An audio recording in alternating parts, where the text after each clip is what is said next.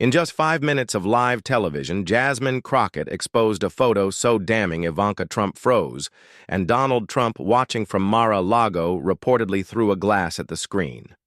A 13-year-old girl stitched Ivanka's dress through bleeding fingers, and threats of deportation. The hearing chamber fell silent as the truth peeled back one thread at a time. But when Jasmine opened the second envelope, what made Trump's face go pale off camera?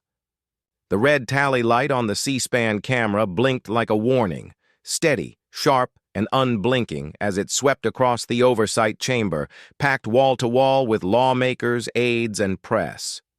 Notebooks were open, but untouched. Phones hovered in mid-air, ready to record, but unsure of what was about to unfold. Something in the air felt different. It wasn't just political tension. It was anticipation, as if the entire building knew a fault line was about to crack open, and nobody wanted to blink when it did. And then she walked in. Ivanka Trump, hair sculpted, smile sharpened, wrapped in a white power suit so pristine it seemed ironed with entitlement.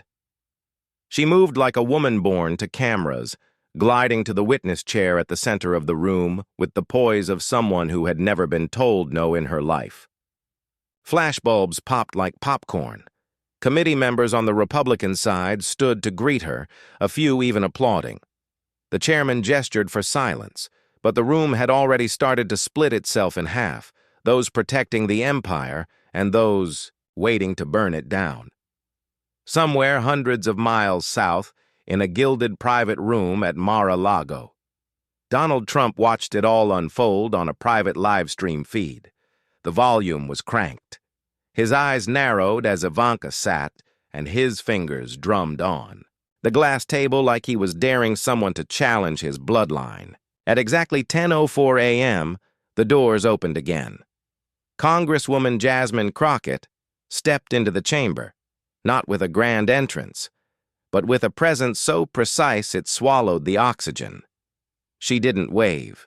She didn't look around.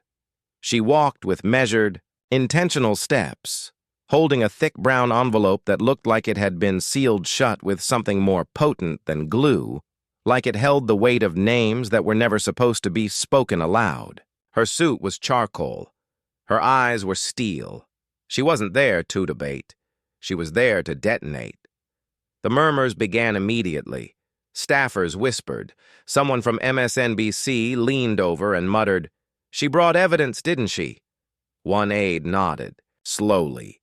"She's not just questioning Ivanka, she's hunting her." Jasmine took her seat opposite Ivanka. No handshake, no greeting, just a long, deliberate stare, not of hostility, of judgment, of knowing. The chairman banged the gavel and began the formal opening. This Oversight Committee hearing is now in session. Today's inquiry pertains to federal grants and alleged labor violations connected to international apparel supply chains, including any business entities associated with or previously operated by Miss Ivanka Trump. Ivanka offered a smooth smile, folding her hands as if she were being honored, not investigated. But Jasmine didn't even glance up. She was busy sliding the envelope onto the desk in front of her, pressing her palm over it as if to say, "Not yet. Not until the world is watching." A Republican member leaned toward Ivanka and whispered something in her ear. She nodded slightly, still smiling, but her fingers were tapping fast. And then the chairman said it. "Congresswoman Crockett, you may begin your questioning." Jasmine looked up, calm, unrushed, but something flared behind her eyes. She reached forward slowly, just brushing the edge of the envelope, and said into the mic, "Before I ask any questions, I'd like to show the chamber something no one here was ever supposed to see." A beat of silence, then another. And somewhere, inside that envelope, a secret scream to be let out. But what was inside? And why did it make Trump throw his drink at the screen? 5 minutes later, the gavel struck again, sharp and ceremonial, as Chairman Halverson leaned forward, his voice echoing across the chamber, now humming with tension. "This hearing is convened under the authority of the House Committee on Oversight. Our focus foreign labor practices and potential violations tied to U.S. affiliated businesses, including those connected to Ms. Ivanka Trump. A few Republicans shifted in their seats, not out of nervousness, but as if they were preparing to perform. Cameras zoomed in. The nation leaned closer.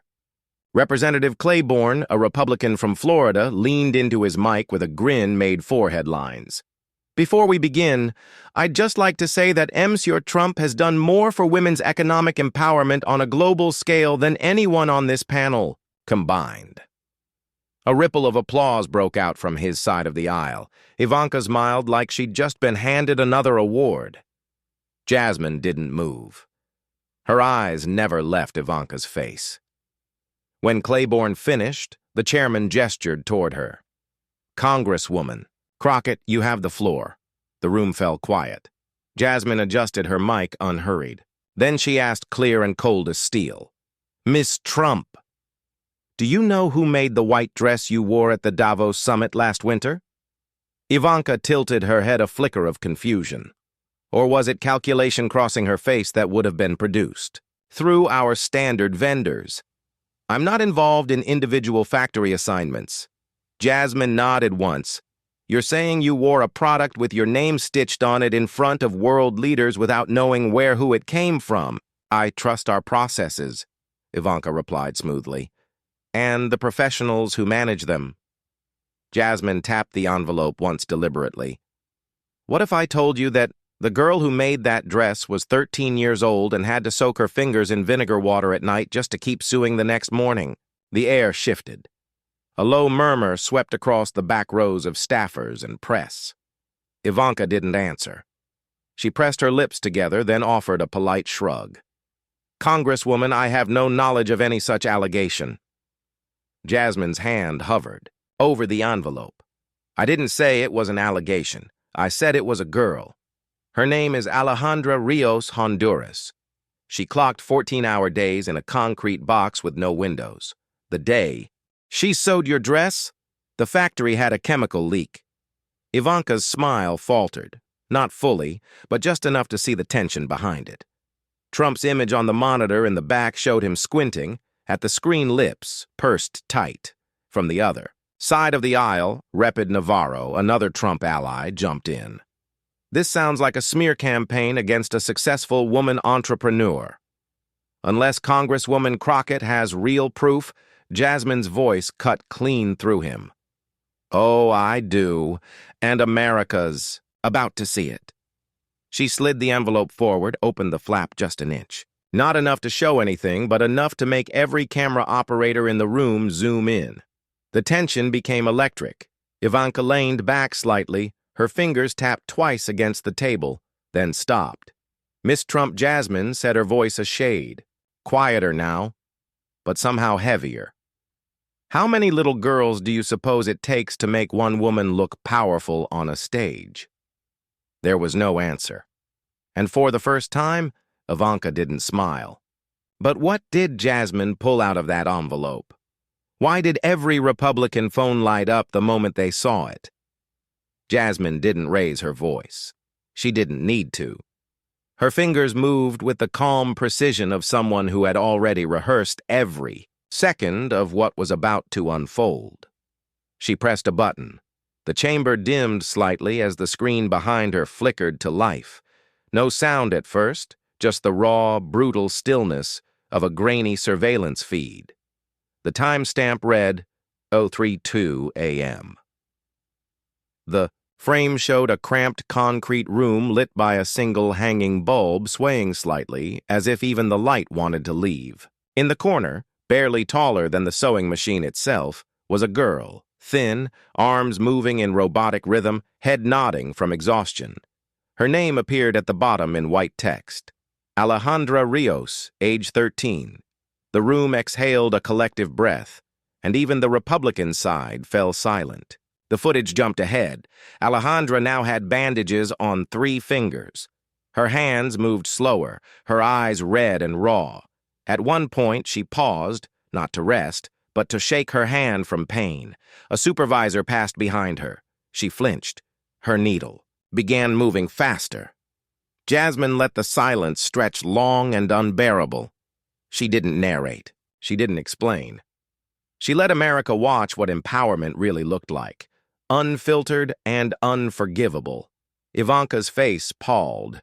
Trump's image on the rear monitor showed him leaning forward now, jaw clenched, teeth tight behind a frozen smirk that didn't quite land.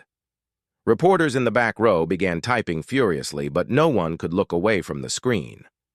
Then the image changed. The camera showed a different angle boxes labeled WT-43 Davos White. Jasmine stepped forward. That's the dress. Shipment date January 17th, just 5 days before Miss Trump wore it on the Davos stage. She turned slowly, letting the weight of her words settle like dust over the marble floor. The girl in the video sewed that dress. On the third night of a week-long double shift, she hadn't been paid in 4 weeks. Ivanka sat straighter. That factory isn't owned by my brand. I've never been there. We follow ethical sourcing. Jasmine snapped the remote. The screen paused on Alejandra's face, caught mid-blink. Her cheeks smudged with lint and tears. You may not have seen her, Miss Trump, but she saw your name.